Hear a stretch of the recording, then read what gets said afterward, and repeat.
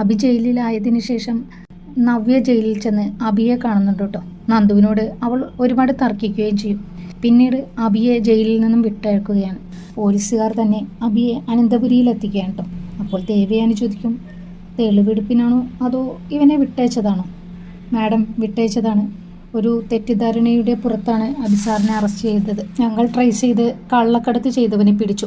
Sorry sir എന്ന് പറഞ്ഞിട്ട് പോലീസുകാർ അവിടെ നിന്ന് പോവുകയാണ്. ഇപ്പോൾ എങ്ങനെയുണ്ട്? എൻ്റെ മോൻ തെറ്റ് ചെയ്ത് തെളിവ് സഹിതമല്ലേടി നിന്റെ അനുജത്തി കൊണ്ടുവന്നത് എന്ന് ജലജ നയനയോട് ചോദിക്കുകയാണ് കേട്ടോ. ഞാൻ എത്ര നിങ്ങളോട് കെഞ്ചി എൻ്റെ മോനെ ജയിലിലേക്ക് വിടരുതെന്ന്. മനസ്സാക്ഷിയില്ലാതെ എൻ്റെ മോനെ ജയിലിലാക്കി. ഇപ്പോൾ എന്തായി എന്നിട്ട്? എൻ്റെ മോൻ്റെ നിരപരാധിത്വം തെളിഞ്ഞില്ലേ? പിന്നീട് ജലജ അബിയോട് ചോദിക്കുകയാണ് കേട്ടോ, എടാ സ്വർണ്ണക്കള്ളക്കടത്ത് ചെയ്തത് നീയല്ലേ? പിന്നെ എങ്ങനെ രക്ഷപ്പെട്ടു? അമ്മയെ പിടിക്കപ്പെട്ടാൽ ഊരിപ്പോരാൻ വേണ്ടി ഞാൻ മുൻപേ ഒരാളെ പറഞ്ഞ് സമ്മതിപ്പിച്ചു വെച്ചിട്ടുണ്ടായിരുന്നു. അവനാണ് ചെയ്തതെന്ന് സമ്മതിച്ചു. ആ നയന, അവളെ ഞാൻ വെറുതെ വിടില്ല. ഇതിന് പകരം ഞാൻ അവളോട് ചോദിക്കണമെടാ. എല്ലാവരോടും നിന്നെ ജയിലിൽ നിന്നിറക്കാൻ ഞാൻ കെഞ്ചിയതാ. പക്ഷെ ഒരുത്തനും മൈൻഡ് ചെയ്തില്ല.